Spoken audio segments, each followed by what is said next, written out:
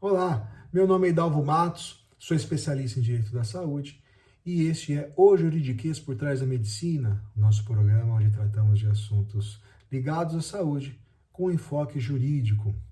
No último dia 7 de abril nós comemoramos o Dia Mundial da Saúde. Com isso eu quero agradecer a todos os profissionais de saúde que têm trabalhado incansavelmente na administração da saúde, cuidar da população, né?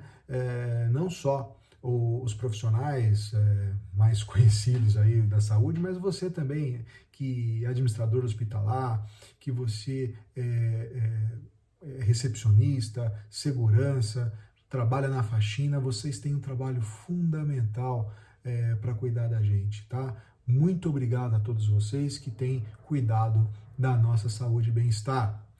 Bom, nesse programa nós vamos conversar um pouco sobre responsabilidade do médico. Não vamos falar propriamente da responsabilidade jurídica, né, quando a gente está falando de erro médico, alguma coisa nesse sentido.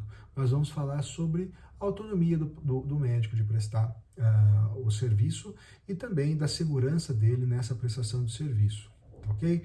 Então, aqui vamos passar por alguns assuntos como a telemedicina, qual é a responsabilidade do médico num caso de erro ali, e também nós vamos falar sobre a administração da cloroquina, né, que muitos têm tratado aí como algo impossível de se tratar, né, que não foi referendado pela Organização Mundial de Saúde, nem pelo Ministério da Saúde, apesar de, no dia 7 de abril, o Ministério da Saúde liberou o uso com algumas restrições na saúde pública, e isso não significa que a liberação disso era que havia uma proibição anterior, mas ali a gente vai falar um pouco sobre essa questão da administração da cloroquina, né, a prescrição da cloroquina, hidroxicloroquina e alguns outros medicamentos off-label para o tratamento da Covid-19. Vamos falar um pouco sobre telemedicina? Vamos lá. Nós conversamos que a telemedicina é permitida no Brasil desde 2002, de uma forma bem genérica. Eu tenho as minhas restrições quanto a essa legislação ter liberado tudo, né? Mas enquanto pandemia nós temos uma resolução, uma portaria, perdão, do Ministério da Saúde, que eu também tenho as minhas reservas quanto a isso, quanto até a questão da legalidade, né, dessa portaria. Bom, que ela libera, né, a telemedicina no Brasil, e aí existem algumas questões práticas ligadas à responsabilidade médica que são importantes verificar. Por exemplo, você está numa teleconsulta e você precisa de colher algum tipo de informação do paciente. Aí você vai ver as condições, os sintomas, histórico familiar, se é alérgico a algum medicamento e tudo mais, mas aí o paciente fala assim, olha, eu tenho um termômetro que eu tenho aqui em casa, eu tenho um esfigno, né, para ferir a pressão aqui arterial e eu posso te passar. Ah, eu tenho uma balança aqui que eu posso falar qual que é o meu peso para você poder fazer a prescrição aí de uma forma correta. Esses instrumentos são instrumentos confiáveis? Sim. Mas eu tenho problemas de aferição dele, nem sempre eles são passados aí, certificados pelos órgãos certificadores aí do Brasil, né, ou do mundo, e aí eu tenho informações desencontradas, que nem sempre condizem com a realidade. O que o médico tem que fazer? Tá? Bom, na teleconsulta ou na teleorientação ali, que eu acredito que é a forma mais correta de tratar desse assunto, o médico tem que levar isso em consideração, por óbvio, que vai ajudar ali no fechamento de diagnóstico, mas ficar sempre com aquele pezinho atrás, né? Aquela informação é realmente verdadeira? Aquele sintoma é realmente verdadeiro?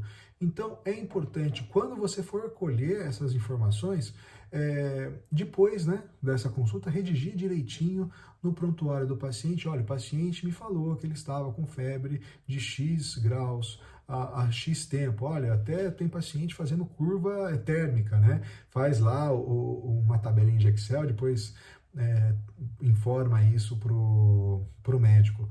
É legal para auxiliar o diagnóstico, mas como que fica o médico nessa situação, né? O médico pode colocar tudo isso nas costas do paciente. Bom, você tem o risco do negócio, né? Você médico tem o risco do negócio. Então, você tem que se cercar ali de preencher o prontuário do paciente direitinho.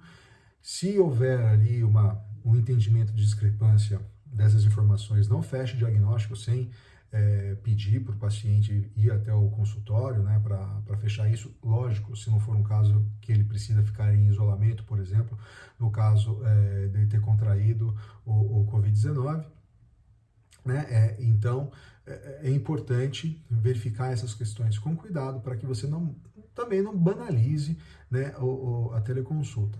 No caso da teleorientação, como que eu registro essas informações no prontuário do paciente? Pois bem, muito se fala hoje e se utiliza hoje do WhatsApp. Talvez aqui no Brasil seja o aplicativo de troca de mensagens mais utilizado.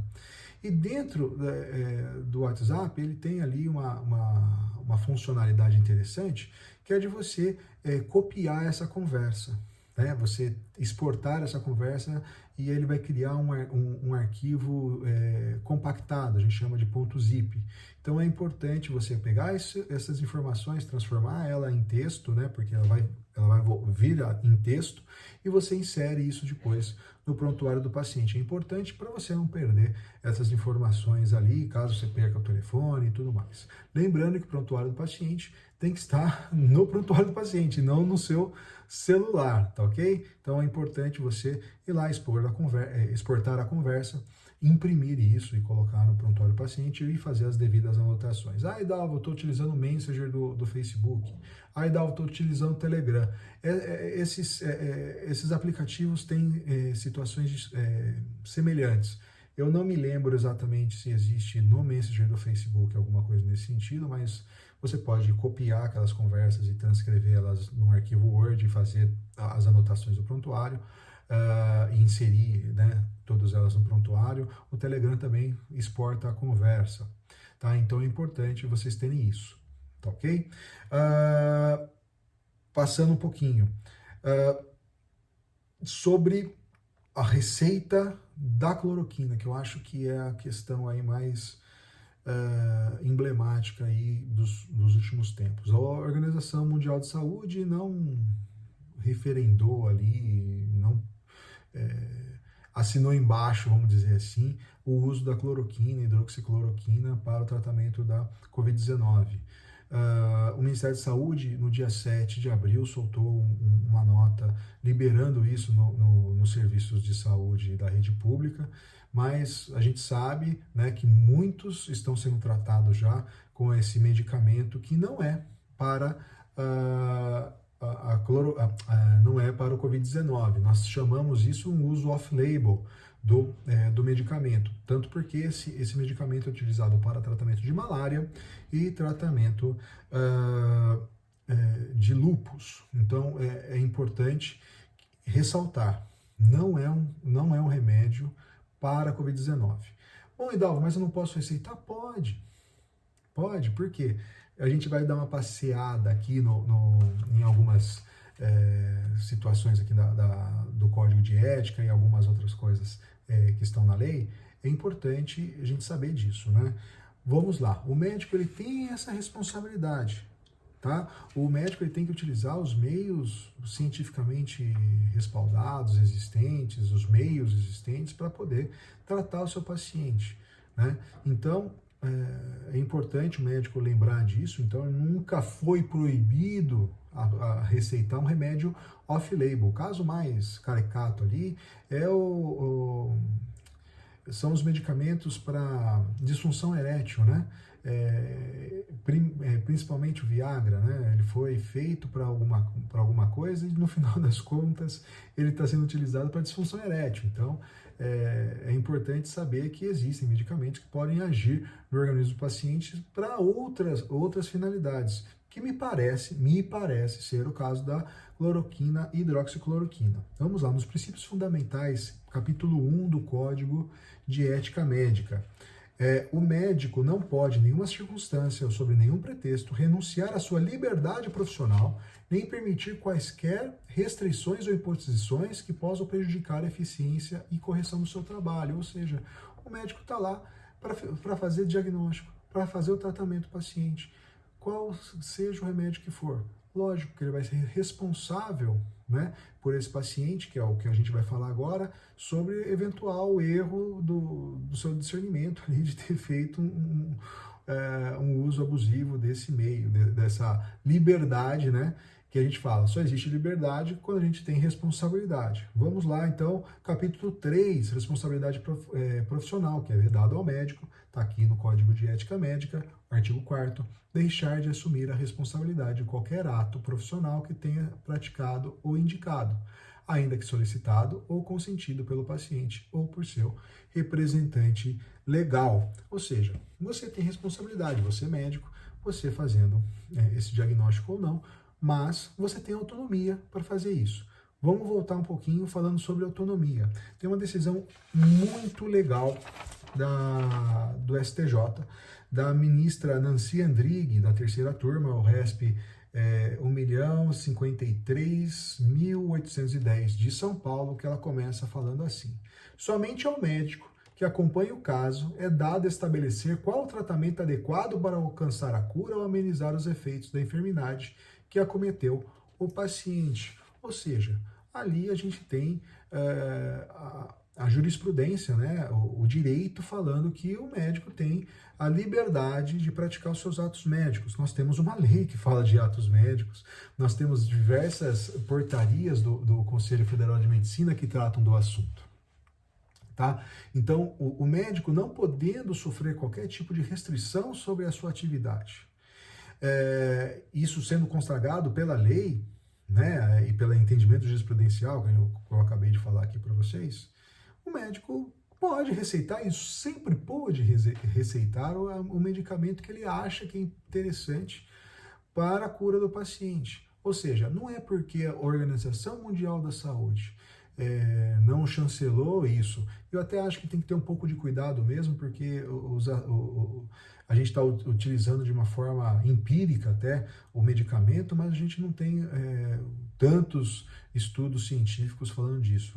Tem diversas reações adversas o tratamento, mas se é o remédio que nós temos aqui e o médico tem condições de verificar que, no caso concreto, ele pode ser utilizado, não vejo nenhum problema na utilização disso do ponto de vista legal e não do ponto de vista médico, pelo amor de Deus, não estou aqui dando pitaco no ato médico de ninguém.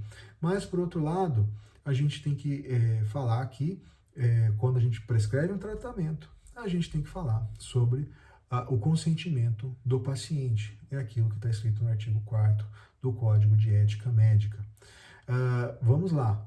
Se o paciente consentir aquilo, ou seu representante legal consentir aquele tratamento, não há nenhuma vedação ao médico de prescrever o tratamento. Nesse caso que a gente está brincando aqui, né, que a gente está comentando aqui, é da cloroquina, não tem problema nenhum ele fazer isso. Mas isso não significa que o consentimento, né, falando desse assunto agora, não significa que o consentimento inviabiliza qualquer tipo de responsabilização do médico, porque o paciente ali, ele está numa situação de hipossuficiência técnica, ou seja, ele não é dotado de total capacidade para entender tudo aquilo que o médico está falando, né? Ele não conhece profundamente o diagnóstico, as técnicas médicas, a forma de tratamento, né? Então ele precisa ser muito bem informado pelo médico para isso. E a partir disso, ele entendendo e consentindo isso, esse termo tem que ser escrito, se ele não puder se escrever, pode se gravar, esse tipo de coisa, tem que colocar no prontuário médico, mas é importante o médico se precaver para depois, num caso de reações adversas à administração do medicamento, ele pode ser responsabilizado se o erro foi crasso, né?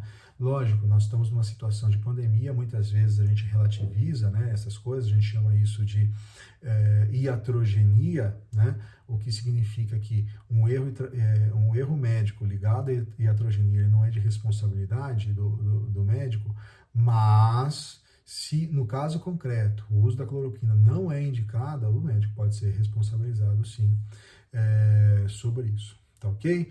Então, vamos lá, nunca houve proibição da administração da cloroquina, só que a gente tem que lembrar que o médico tem a liberdade funcional de fazer isso, né, por ele ter essa autonomia, mas o paciente também tem a autonomia dele, ele tem que consentir e os riscos são altos, a gente tem que sopesar o benefício e o risco ali para cada tratamento, tá ok? Então nos próximos programas nós vamos falar um pouco mais sobre ações médicas, né, ligadas a essa questão do Covid-19 e não perca, se você tiver algum tipo de pergunta, você pode mandar para mim nas redes sociais, tanto no Instagram quanto no Twitter, o meu perfil é Idalvo Matos, e também por e-mail no idalvo@bmfadv.com.br. Um forte abraço.